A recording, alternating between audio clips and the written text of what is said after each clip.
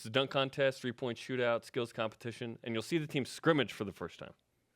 Joining us now, second in-studio guest, Jeff Benedict, New York Times bestselling author, Sports Illustrated contributor, a guy who doesn't get much sleep ever. He's always got something going on. And it's been a while. It's good to have you back, Jeff. Good to have you back. The question is, do you have a Steve Young sports replica jersey over at the store? There's one right there, hanging up right there. We've asked him I want one. We've asked him for a creamsicle from the Bucks. That's what we really said want. He seriously said, I will look for one. He's like, I don't know where they are. He hasn't looked yet. No, he hasn't. He's a busy dude. You're working on an NFL films project with Steve, and that's obviously keeping you very busy amongst other things. So kind of give us an update of what's been happening there. Sure. This is a great project, and I can tell you that for me, it's the first time ever doing any work with NFL Films. They don't use outsiders really, but this is kind of a unique project because the film is based on Steve's the manuscript that I've been working on with Steve for the last 3.5 years, the story of his football life. And naturally, the NFL Films has a documentary series called A Football Life.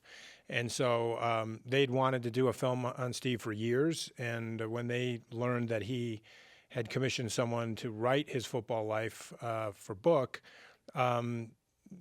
we showed them the manuscript, and they really, really liked it. And so we started working on this film, which really closely tracks the book. I mean, it is the book on film. It's just it's been a fantastic marriage all the way around, and it's been wonderful watching them make the film.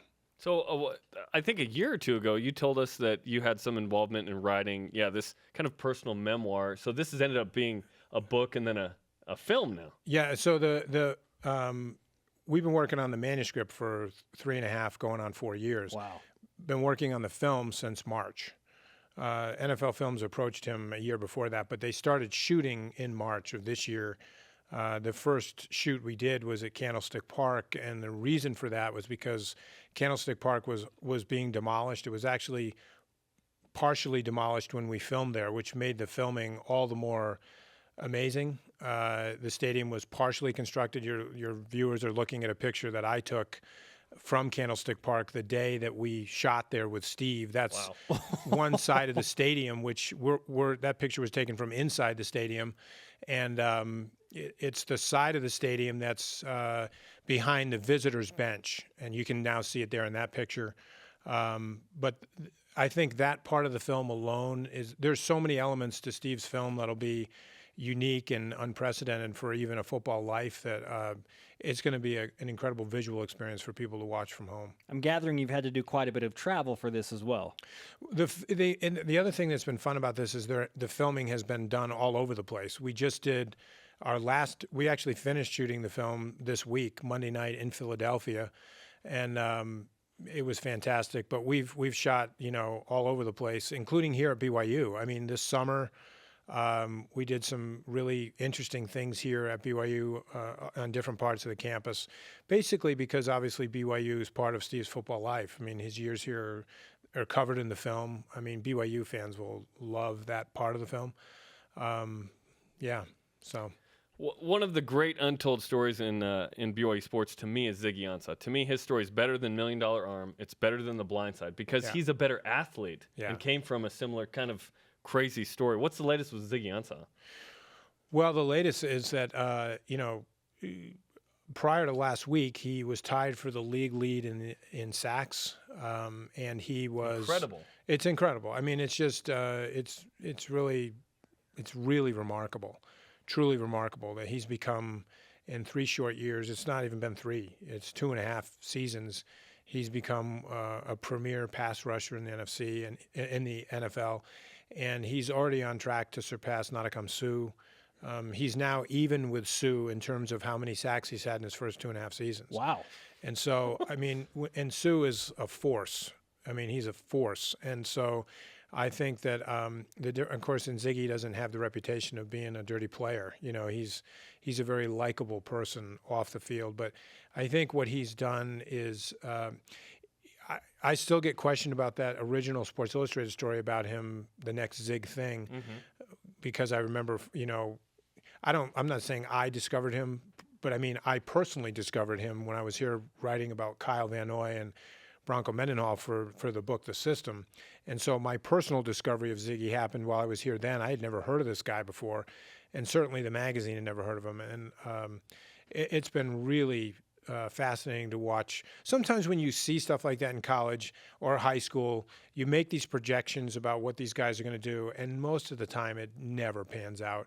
It never meets the hype and all that. In Ziggy's case, I think he surpassed it. I mean, he was the 5th picker overall in the first round, and he had an incredible rookie season, and his pro career is just, it's really taking off. And I mean, the sky's the limit for this guy.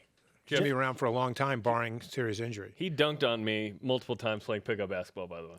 I mean, he can dunk on anybody. Yeah, on anybody. Yeah. And he was nice about it. That's the thing that was cool. Yeah. Accomplished author and very busy guy, Jeff Benedict, friend of BYU Sports Nation, with us in Studio B. We'll end with this, Jeff. If you had to write a book and title it about what has happened with BYU football this season, with Taysom Hill leaving and the Hail Marys and the emergence of Tanner Mangum, where would you start in putting that project together? What's next? I mean, it's hard to. Taysom's career here has been, as much as Ziggy's been remarkably unpredictable in the right direction. It's been really hard to see for anybody. You don't have to be a BYU fan. It's frustrating to see a guy with this much talent and this much drive, and he really is durable.